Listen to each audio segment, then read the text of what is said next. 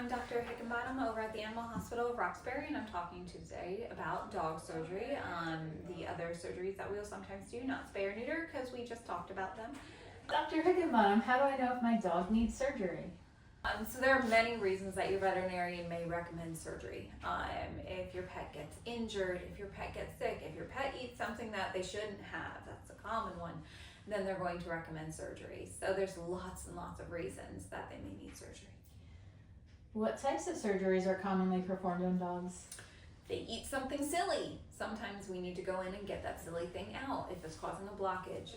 If they potentially grow a little mass or something that needs to get removed.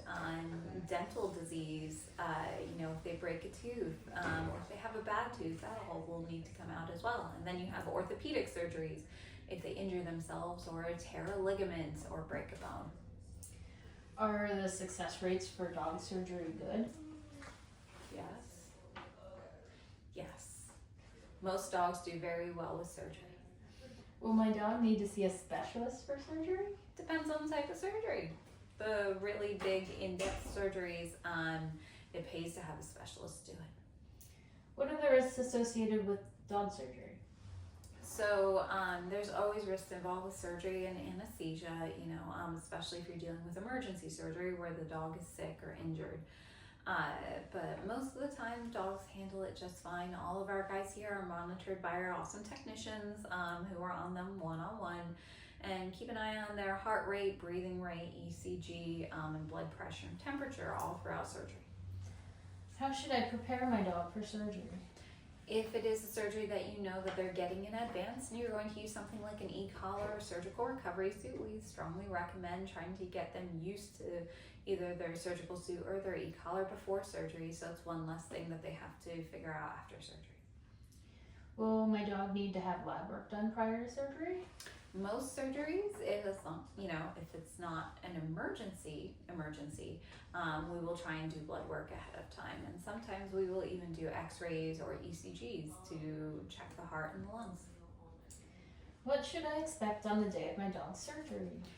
So we ask that you drop your dog off between 8:30, 8:45 in the morning, and they'll get picked up that evening. Just remember, no food or water the morning of surgery. And most of our guys go home with both pain medication, anti-nausea medication that you give the night before surgery, and then you give a little bit more pain medication the day of surgery.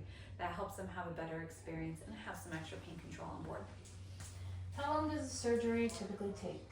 Depends on the surgery. Some surgeries are relatively quick, other surgeries are very long and in-depth, so depends on what it is, depends on what they're doing. Will my dog be in pain after the surgery? Unfortunately, there's almost always a little degree of some pain with surgery depending on what's going on, but at least here we use a lot of different types of pain control to help keep our patients comfortable, including from the medication that you give at home to injectable opioids that they get here. And even local blocks to help numb certain areas so that they don't feel what we're doing there. So they typically do really well. What kind of anesthesia is used for dog surgery, and is it safe? So dog anesthesia has come a very long way. We usually use a little bit of a pre-sedative so that they get a little sleepy, a little drunk when they come in. We place an IV catheter, and then we give them injectable anesthetic, which helps them fall asleep, and then they're all intubated, and then we maintain them on gas anesthesia to help keep them asleep. And generally speaking, most dogs do really, really well with it. How will my dog's pain be managed post-surgery?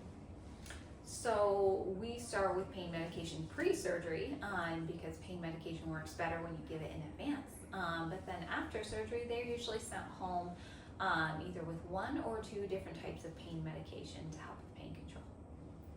What should I do to care for my dog after the surgery? So biggest thing is don't let them lick at the incision sites.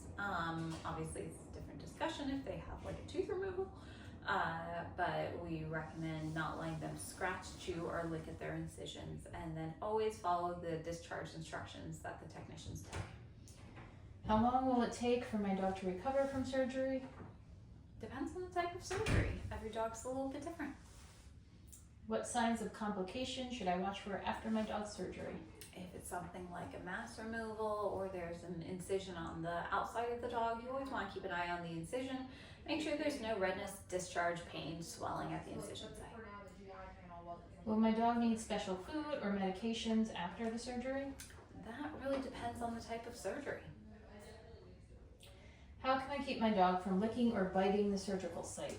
So we typically recommend either using e-collars, which are those big lampshades that go around the neck. They have to extend beyond the tip of the nose. Or if it's covered by it, try one of the body suits. And then this way, you might be able to get away without an e-collar. When should I bring my dog back for a post-surgery follow-up?